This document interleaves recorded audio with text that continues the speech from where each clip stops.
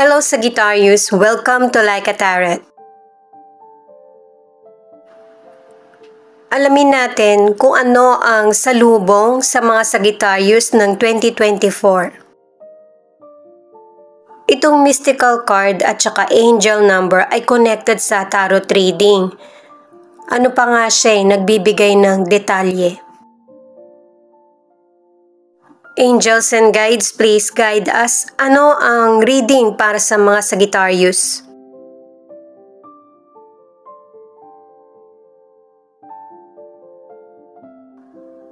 Transformation.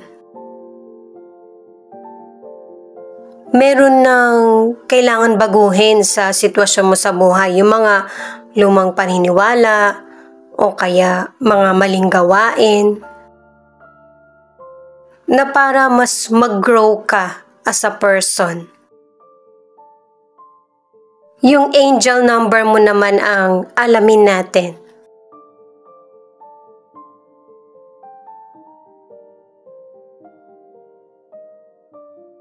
Pasensya na guys, may nag-doorbell kasi.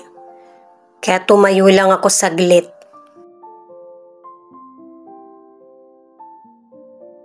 Affirm.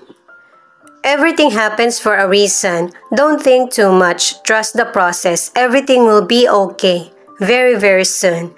Type yes if you believe. Kaya pala sinabi ng mystical card na kailangan mo ng transformation.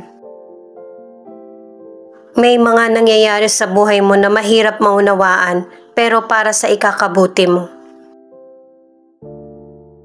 Para sa mga bagong viewers, ang reading na ito ay timeless reading, general reading at guide po lamang kaya hindi po magre-resonate sa lahat. Kunin mo lang yung akma sa sitwasyon mo at kung kailan mo napanood ang reading na ito, yun ang start ng 1 week reading para sa iyo. Ikaw na bahala magpalit kung si person mo ito o ikaw. Ano ang salubong sa mga Sagittarius itong darating na taong 2024?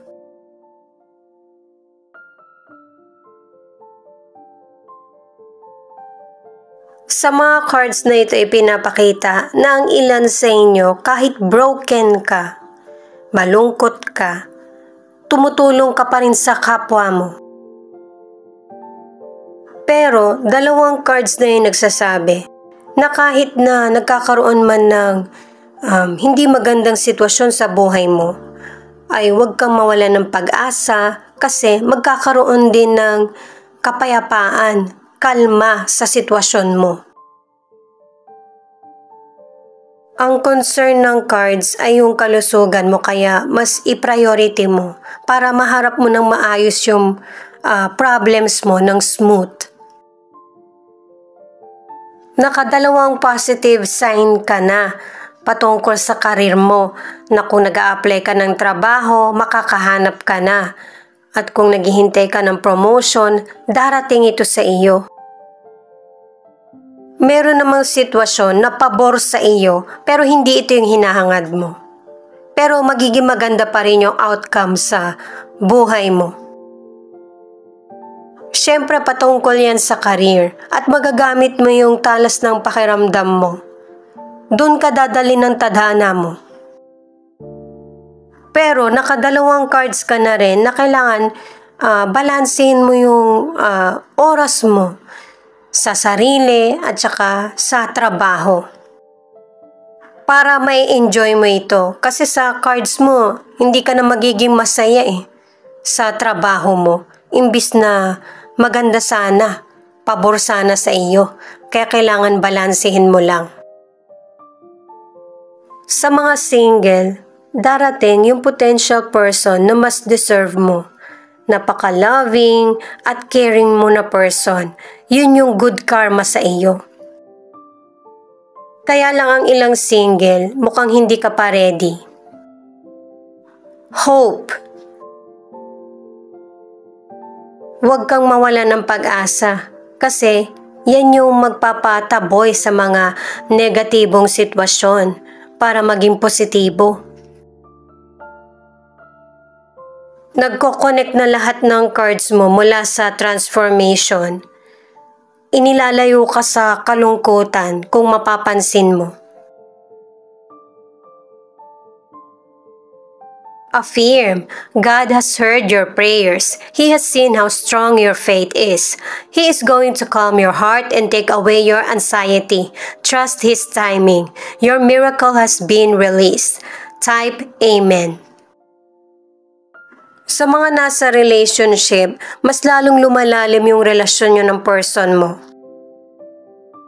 Ano man ang problem nyo ng person mo, humaharap na kayo sa korte or may namamagitan, makukuha mo yung hustisya na para sa iyo. Lalo na kung good ang ginawa mo sa person mo, good karma din ang balik. Ang ilan naman yung dahilan na hindi ka makatulog dahil ang relasyon nyo nagkakaroon ng iba't ibang challenges. Nagpapastress ito sa iyo. Ito yung mga cards mo para sa biggest achievement sa 2024.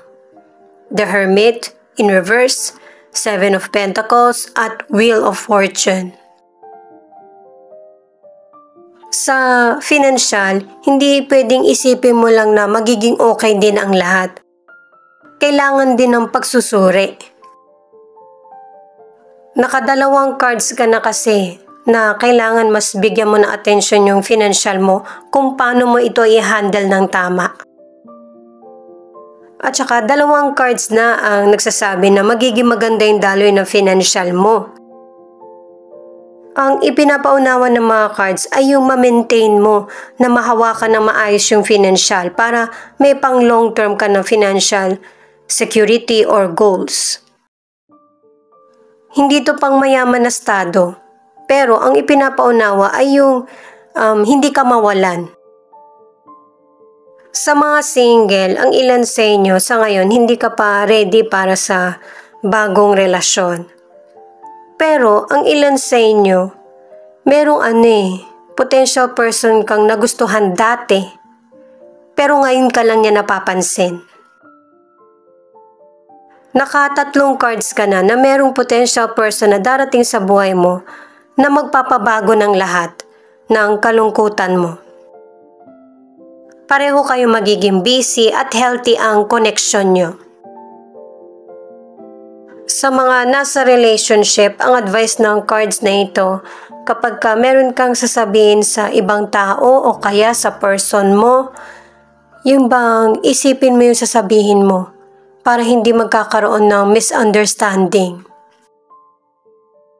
At saka sa mga cards na ito, nakadalawang cards ka na ito na yung tamang panahon para i-enjoy nyo ng person mo yung relationship nyo na mas happier. At kung paano magagawin yon, makipag-usap ka ulit. Yung renegotiate. Sabihin mo kung ano yung totoong feelings mo. Journey. Ang advice ng card na ito ay kailangan planuhin mo yung mga bagay na gusto mong mangyari or i-manifest sa buhay. Para alam mo kung ano yung aksyon na dapat mong gawin. Matagal pa ang 2024 kaya marami pang posibleng mangyari. 9. Move on to life's next chapter. Gamit ang cards na ito, pinapakilos ka talaga ng guide mo. Ituloy ko lang para sa mga nasa relationship na para mag-prosper, magtagal yung relasyon nyo, kailangan maging honest sa isa't isa. Kailangan na talaga ng pagbabago mula sa iyo at saka sa person mo. At saka pangalawang card mo na ito na yung changes ang mas magbibigay sa iyo ng positibo. Knight of Swords, Six of Wands at Judgment.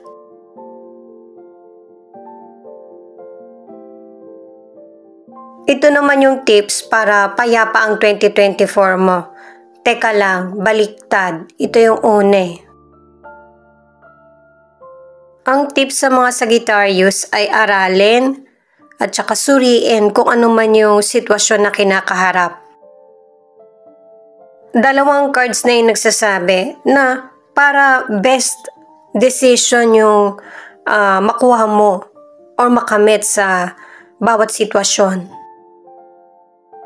At dalawang cards na rin yung nagsasabi na kailangan ng patas na decision sa bawat situation. Sa health, ang advice ng mga cards, kung kailangan mo ng check-up, gawin mo na ito, huwag mong i-delay. At para naman sa ilan sa health, alisin mo na or baguhin yung mga sobra sa pagkain, sa pag-inom. Kumbaga, moderation yung kailangan. Dalawang cards na nagsasabi niyan. Sa mga single, naka-4 na cards ka na ang ilan sa inyo, wag mong hintayin na yung potential person ang dumating sa'yo. Hanapin mo din siya.